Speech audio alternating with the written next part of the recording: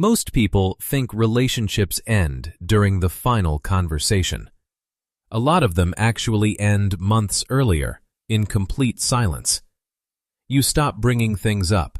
You answer nothing faster, and you sit right beside someone.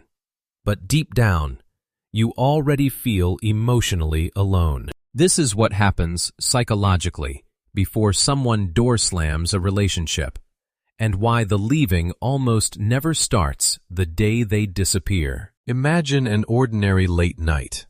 The phone screen lights up. They stare at the message for a second, then quietly lock the screen again and sigh. They decide to answer later. Not because they are angry, but because explaining themselves at this point feels completely exhausting. It is small, private, and uncomfortably recognizable. They still care, and that is the problem. Because emotionally detached people usually leave quickly. The people who stay too long are usually still hoping something will finally click, without needing another painful conversation.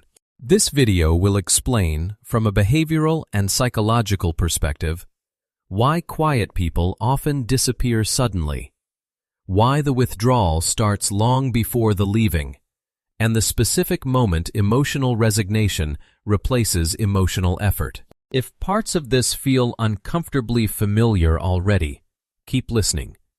You may realize the relationship changed earlier than you thought, because the first sign someone is emotionally leaving is usually not distance.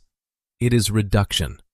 Smaller replies, less correction, less emotional participation. Quietly. You can tell someone is emotionally leaving long before they physically leave. Most people just miss the signs because the signs are quiet. They are still sitting right next to you, but their mind is somewhere else entirely. They hold their phone the whole time, but take hours to reply to your text. When you ask, their go-to answer is always, "I'm just tired." The little excited stories about their day slowly fade out until they disappear completely. Everything looks perfectly normal. No fights. There is no dramatic cinematic script happening here. Đoạn này nhịp điệu chậm lại, giọng trầm xuống. Our brains are wired to automatically cut down emotional effort when past attempts to connect feel pointless. At first, they don't even realize they are pulling away. They simply think to themselves, "I just don't have the energy to explain this again." The distance keeps growing, while the relationship still technically exists. But both people read the silence in two completely different ways. You think they are fine, while they know they are giving up. Then one day, they stop correcting you. They no longer argue about who is right, and they don't bother explaining when misunderstood. You think things are getting peaceful again? Silence is not the same thing as peace. And the dangerous part is that quiet people often stay the longest. The people most likely to disappear quietly are usually the same people who spent months trying not to be difficult. They are the ones standing under the shower, rehearsing the conversations they want to have. But by dinner time, they choose to swallow their thoughts instead. They stay up late, typing out a long message, their thumb hovering over the bright screen before deleting the whole thing. Because they have heard, "You're just overthinking it" enough times to know they should stop trying. When honesty only brings dismissal or drama, our system learns to protect itself. Silence at this point isn't maturity, it's survival. They think to themselves, "Maybe it's easier if I just let it go." And just like that, their actual needs become completely invisible. The resentment doesn't vanish. It just grows quietly behind closed doors. They looked calm. They were actually editing themselves in real time. You see no reaction, and you think they accept it? Not reacting does not mean nothing happened. But eventually, something changes internally. And after that, the relationship becomes almost impossible to save. People think relationships die during explosive fights.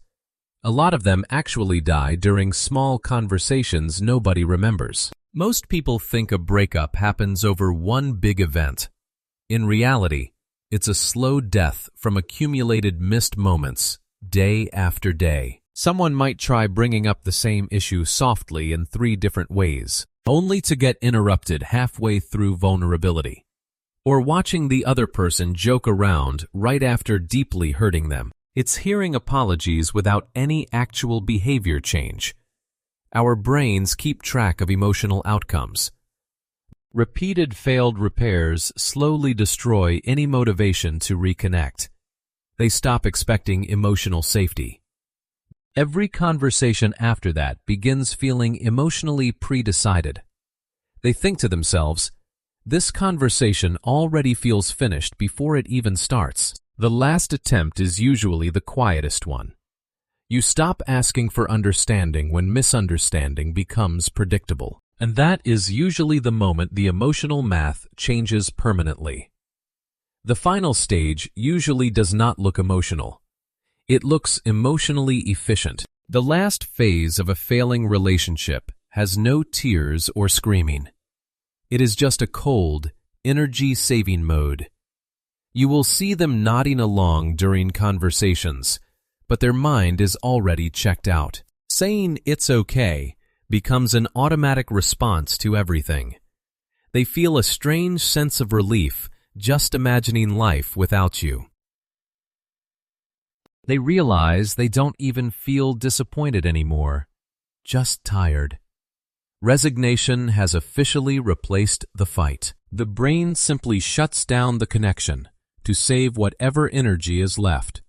They think to themselves, "I already know how this ends." Anger still fights. Resignation doesn't. The outside of the relationship looks perfectly fine, but the emotional attachment inside is completely dead. The relationship often ends privately, long before it ends publicly, which is why the actual leaving feels shocking to the other person. What shocks people is not always the leaving. It is discovering the leaving started months earlier. The sudden exit only feels sudden to those who never noticed the slow withdrawal happening beforehand. Everything looks completely normal until the final second. They still talk to you, still laugh socially during gatherings, even though their heart has already gone cold. On their phone, old photos of the two of you are still right there. They just step out of your life quietly, with no dramatic scenes, no screaming fights to call for attention. This process of letting go was done entirely in private for months. Outward behaviors changed so gradually that the naked eye could never spot the difference. As a result, one person is left blindsided, feeling completely abandoned. Meanwhile, the other feels a sense of closure because everything is already over for them. They think to themselves, "I said goodbye to this a long time ago." By the time they leave, the grief is old. The silence was happening long before the disappearance. But there is another uncomfortable truth hidden inside this pattern. This is the part nobody likes talking about.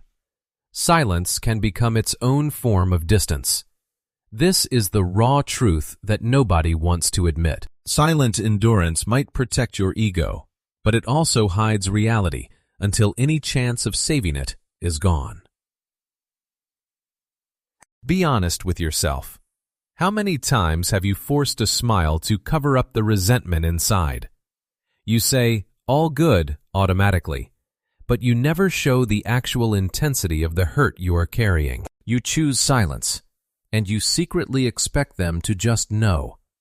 If they really cared, they would notice without me saying it. This self-protection reduces your exposure to vulnerability, but it also removes the exact feedback a relationship needs to survive. People cannot repair damage they are never allowed to fully see. Good people sometimes lose the chance to correct their behavior simply because they never knew the disconnection had become irreversible. Your silence protected you. It also concealed you. And that creates a very specific kind of loneliness most people never notice. The saddest part is not the silence at the end.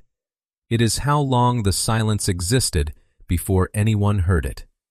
The grieving process actually started internally while still in the relationship, not after it. You see them crying less instead of more.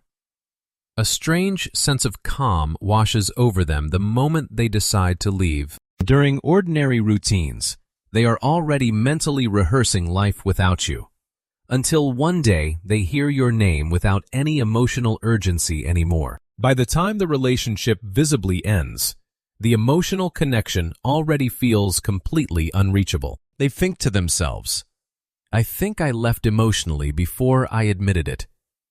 Some goodbyes happen in complete silence. People who leave suddenly usually spend a long time leaving privately first.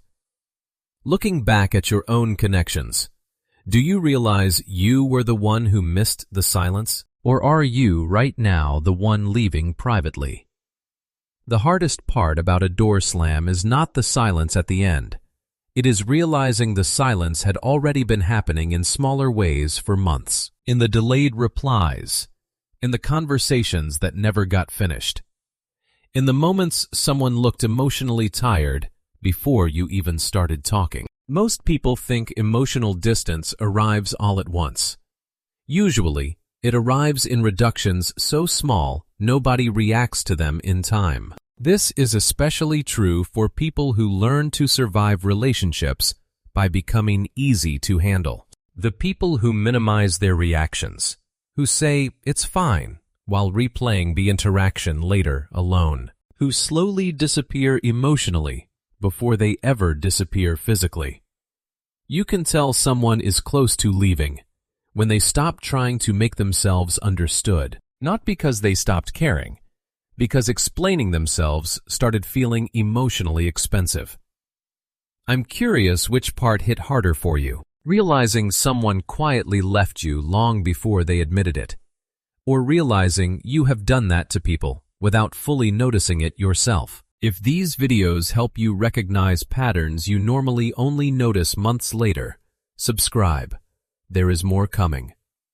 Some relationships do not end with one final moment. Sometimes they end slowly in ordinary rooms, while both people are still sitting there, acting like nothing changed. And that is usually the part nobody sees until much later.